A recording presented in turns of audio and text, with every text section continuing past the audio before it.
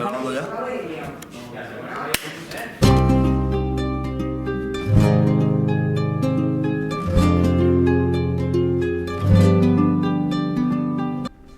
Mandy, porque estás aquí siempre a su hora, tenemos que estar aquí a las 9:15 y está a las 8:30.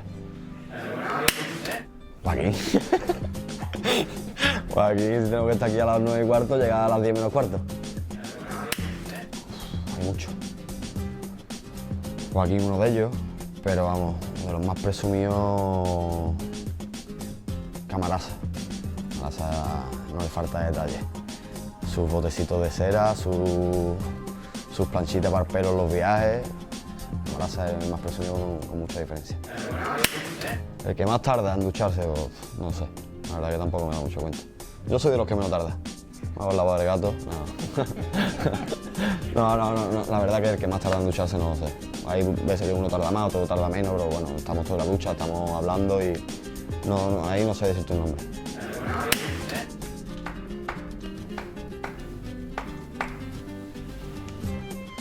Ni idea. Ni idea.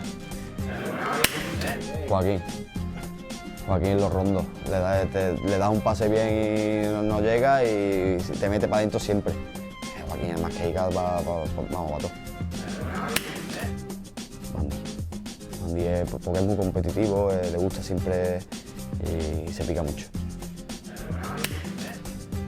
La verdad que pesa y poco en el equipo. Aquí hay buen ambiente, todo de cachondeo y la verdad que pesa un poco. El más empanado, Camarasa. Muchísima diferencia. Camarasa tiene una empanada encima que, vamos, no se lo cree ni él. No me falta que lo diga. Joaquín. El más serio. Mandy. El más agarrado del equipo. Yo no. ¿Sabes, Javi? Yo no. El más agarrado, yo no sé. Yo creo que Barragán.